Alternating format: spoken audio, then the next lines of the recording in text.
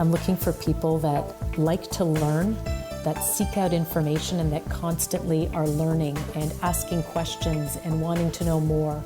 And so I think that's a really important skill as a leader. Our world is changing constantly, and so you can't kind of stay static. And the way you evolve and change is by being curious and by seeking out information and by learning.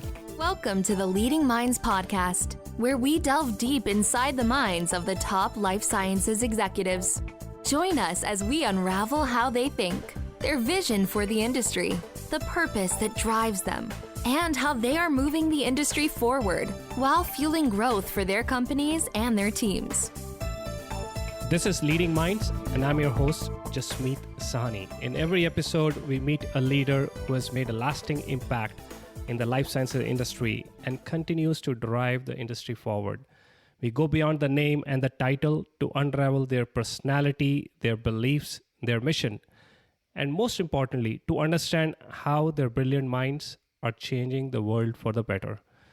Before we get started, I want to thank our exclusive sponsor, Axtria, a leading global provider of cloud software and data analytics solutions to the life sciences industry. Now, on to today's episode. I'm truly honored to introduce our guest, Ramona Sequeira.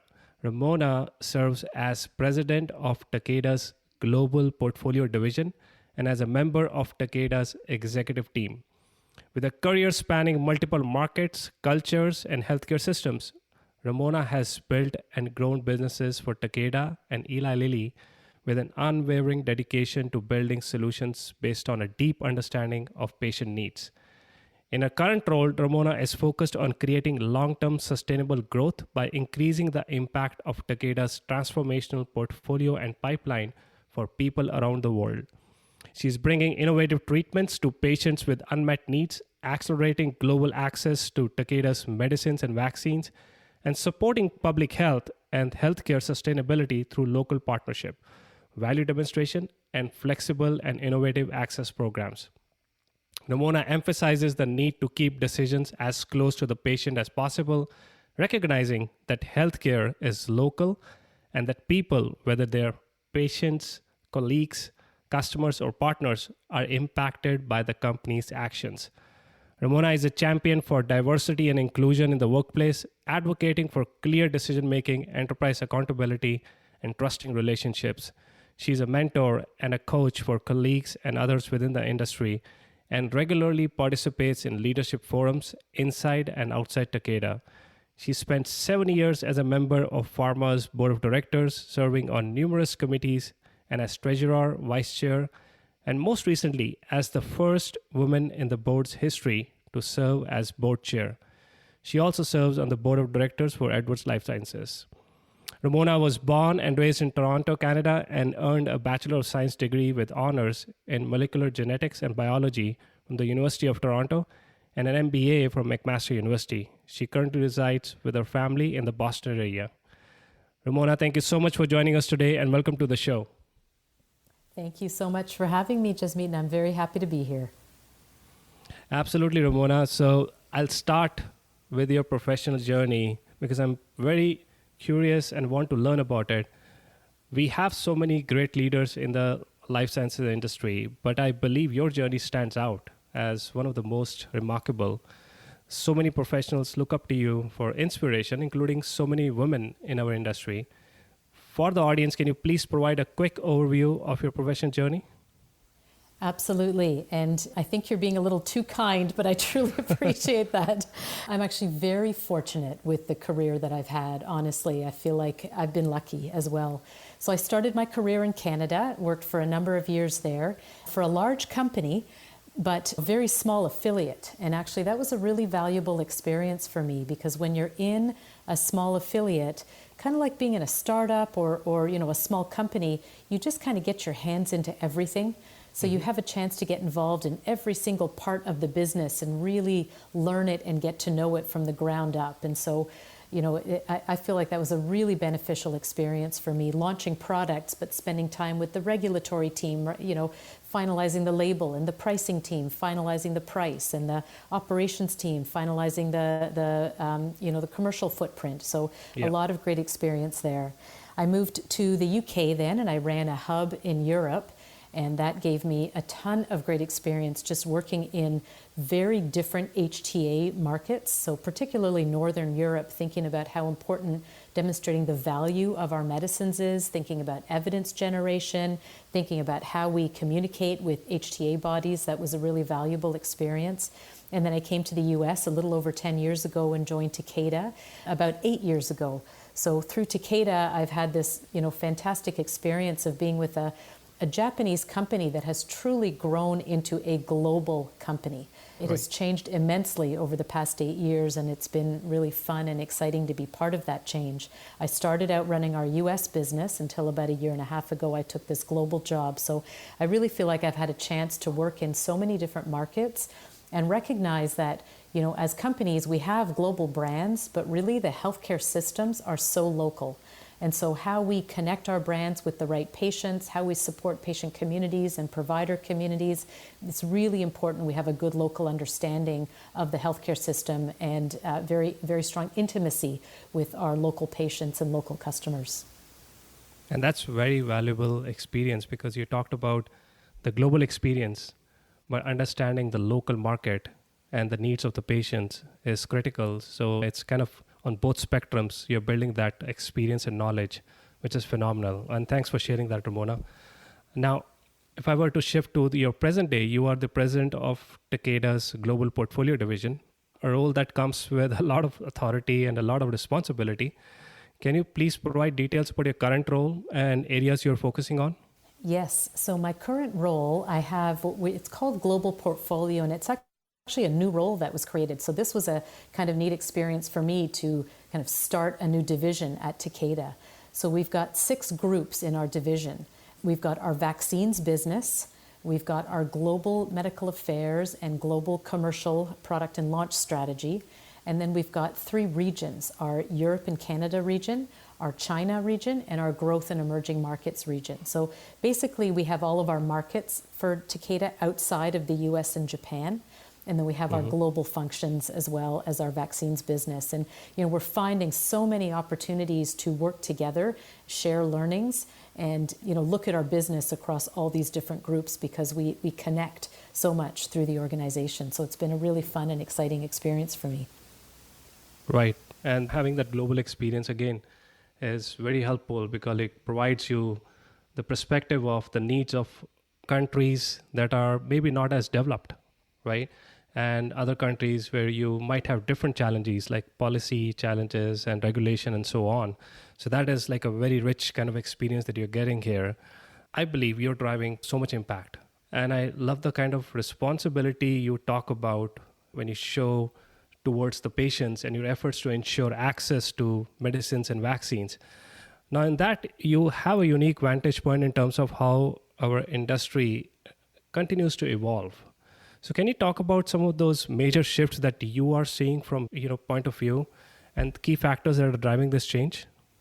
Absolutely. And our industry, I think, is evolving as we see kind of our global world, evolving too. And many countries are facing some of the same challenges, maybe an aging population, strained healthcare systems. At the same time, we have this amazing innovation. I mean, the science and the innovation, we've never seen what we see today. And so we've got these amazing new products coming forward to strained healthcare systems. And so this is where we really need to think about how we make sure our medicines are reaching the patients who need them. And that's going to look a little different in every healthcare system. So the way we do that in the US, the way we do that in, for instance, Indonesia and Thailand, the way we do that for vaccines versus for medicines, it's got to be tailored. And so really that's what we're spending time on. We've just launched a vaccine at Takeda for dengue. And really the burden of illness of dengue rests with middle-income countries. And so we've been very thoughtful about how we price that vaccine, about how we negotiate with both the private market and the public market to make sure that people can get it, because the benefit of this vaccine only happens when the population can access it and you can make a real impact on public health. But these are the kinds of questions we ask ourselves when we're launching products, is thinking very carefully about pricing and access, demonstrating the value reaching the patients we need, and also putting into place support programs that will help us when patients do fall through the cracks. Because in any healthcare system, there's going to be patients that fall through the cracks, and we want to make sure we're there with programs that can help support them. Right, and those are very complex problems to solve. And again, it's incredible you're doing that with launching these medicines and vaccines, because they have to be contextualized for the local needs of these countries and patients. So those are some, incredible insights on how you're able to do that. And I must congratulate you on the critical role that you continue to play in the transformation that we are seeing in the industry, and how it's shaping the future. Now, going a little bit deeper into your professional journey, it goes without saying that you have seen so many twists and turns, and you talked about some of those. Can you tell our audience some key things that defined your career, such as some critical decisions, some events or people who played an important role? Yeah, I mean, there's so many. Maybe one thing I'll mention, Jasmeet, is when I joined Takeda, I had been with another company, an amazing company, and had great experience and great development for 20 years. So it had been a long time, and I had a lot of equity, I would say, at the company, in the sense of like a lot of support from leadership, from the executive team. I knew people, I had, colleagues that I'd worked with for a long time, and kind of stepping out of that environment and into something totally different when I joined Takeda. A Japanese company, the CEO is literally on the other side of the world. I'm stepping in to run their US business at the time. It was just a very pivotal experience for me. So I would say a couple of things. One is just having confidence in myself. So this was a chance for me to step away from an environment where I had this amazing support and just kind of do this on my own and prove to myself that I could do this. And it was, really, really built my own leadership confidence. It put me out of my comfort zone, and yet it really also helped me, I think, accelerate my leadership skills. The other piece was joining a company that still, at the time I joined Takeda, wasn't really the global company that it is today. And so really taking the time up front to not jump in and try to copy paste what had worked for me at my previous company, but actually to learn the unique culture that was Takeda, to learn about the people, to learn about the history. It's amazing how important history can be in understanding why things are the way they are today. And that helps you shape how you want to go to the future. And so I think taking that time to do that allowed me to really create some change at Takeda and put some things into place that have been sustainable over time and allowed us to really build a very strong, growing, thriving business. And I like that because you talked about confidence. And as you said, most of the times it's actually about proving it to yourself than anyone else, right? So when you're taking up a new role in a totally new area and a company which is maybe the culture is very different. So those are a lot of risk, but having that confidence really helps.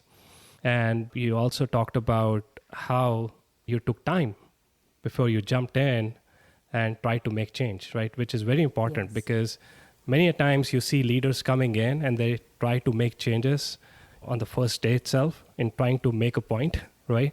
Which can go either way. We have all seen that, which is a very wise thing to do. And thanks for sharing those important learnings and important decisions that you took and how you leveraged kind of your confidence in that.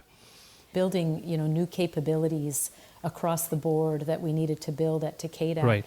It's really important to bring people with you on that journey, right? They need to understand the why. Why are we doing things differently? Why are we building these capabilities? Why does it matter? What's important? And so I think taking the time to connect with people and bring them with you helps to make the change stick. We'll continue the conversation after this quick message from our exclusive sponsor, Axtria. Improving commercial and patient outcomes. That's our goal at Axtria. We are at the forefront of life sciences digital transformation with the most advanced cloud software and data analytics solutions, enabling companies to manage data, derive artificial intelligence-powered insights, and streamline business operations across the product lifecycle. Because of our deep expertise in the life sciences domain, we are the top choice for life sciences companies for their digital and business transformation initiatives. We work with all of the top global life sciences companies who consider us their true partners, driven primarily by our most important differentiators, our people, and our inclusive and progressive culture, which is focused on developing the life sciences leaders of tomorrow. With every project, we are helping our customers achieve commercial success. But more importantly, we are helping them improve health outcomes for patients. See what we can do for you at axtria.com. What is your advice for professionals who are aspiring to be leaders of tomorrow? What are kind of some key attributes they should develop as a leader? When I think about leadership, for me, I always think about 3 attributes that I look for when I'm hiring, trying to build my executive team, which I had a chance to do when I first joined Takeda, and then again just recently as I took this new role. One is curiosity. I'm looking for people that like to learn, that seek out information, and that constantly are learning and asking questions and wanting to know more. And so I think that's a really important skill as a leader. Our world is changing constantly. And so you can't kind of stay static. And the way you evolve and change is by being curious and by seeking out information and by learning. The other is humility. So really having an understanding that more and more now, we do not have the answers. and often there is no right answer. But you have to map out and navigate a path. And in order to do that, you have to be able to draw on other people's perspectives, draw on data and insights that you have, and kind of navigate that path. And that humility becomes very important in doing that, to not think that you kind of have it all in your head. And the third one is courage. There's the courage to speak up, the courage to challenge the status quo, the courage to do something that hasn't been done, the courage to fail and to learn quickly and then to adapt and to pivot as you go forward, I think becomes critically important, particularly in a changing environment. So for me, that curiosity, humility, courage are 3 of the things I'm always trying to display myself, because I think it's very important, but also things I look for when I'm attracting leaders to my team as well. Right. And I think you've displayed those. We just talked about how you made the switch and how you went about displaying all of those in that switch. So that's, again, wonderful nuggets of advice for the professionals who are actually trying to become leaders of tomorrow. Now, it goes without saying that you are very busy with the role that you play at Takeda. And as a leader who's helping shape the industry's future. But I remember from the conversation we had when we last met that you emphasize a lot on learning and growth at any stage of one's career. Can you tell our audience how you continue to learn and grow despite your busy schedule? Yes, I think it's so important. And I do find, it's interesting when you take a new job, I feel like you are automatically learning. And I think the trick as a leader is to remind yourself, even after you've been in that job for a while, to not lose that learning mindset. Right. And for me, I think we all do it differently. For me, I do it in a couple of ways. One is I do a lot of reading. I try to do it in the morning. Like that's when my brain is the freshest. That's when I haven't gotten caught up in the issues of the day that maybe need solving. And I just have a chance to absorb, to read things, to absorb, to think, maybe do some research. So mornings for me are a really good time to do that. The other thing I do is really try to connect with people as much as possible and seek out, different perspectives and insights and experiences that people have. There's so many people I run into day to day. It could be people at Takeda while I'm on my travels. It could be some external stakeholders. Maybe it's some key opinion leaders. Maybe it's payers. Maybe it's government officials in a particular market. And just hearing their perspective on things helps me put things in perspective as well. And so I think taking every opportunity where you have the chance to connect with someone, either inside or outside the company, and thinking about what you can gain from that connection that can help you in the future is really important to me as well. Yeah, thanks for sharing that, because I think what you talked about reading in the morning, because that's the best time to absorb and actually process information. What I like to do is always take some time in the morning to actually think about what happened yesterday and what needs to happen today. And when you have that calm moment, you're able to actually process that way more because you have clarity at that time. So that's really helpful. And I think the other thing you mentioned, again, it's very important, connecting with people, right? Because you learn so much from other people. So that makes absolute sense. You mentioned how we're all so busy. I think the other piece of it is thinking about what we're spending our time on. what are the things I'm spending my time on, because there's probably 5 or 10 things that only I can do that could make a huge impact versus 100 things that other people can do. And if I get involved in it, actually isn't helpful to the company. Yes. So really taking time to think about what I'm spending time on and focusing on the things that I can do best and make an impact is also critically important. Yes, that's very critical. Prioritizing and selecting areas that you should be working on versus someone else. So that's very important. Now, as the final question of this segment, it would be great for the audience to learn how you balance your personal and professional lives, because we just talked about how busy it can get. Can you share how you do it and any tips for ensuring equity across professional responsibility and aspirations and the personal side? Absolutely. And, it's always a challenge. I wouldn't say I'm better or worse at it than anybody else in the type of job that I'm in. But, I think it really comes down, Jasmeet, to deciding what's important in your life. One thing that I always remember is that my happiness is actually important to my family. My kids can tell if I'm stressed, if I'm anxious.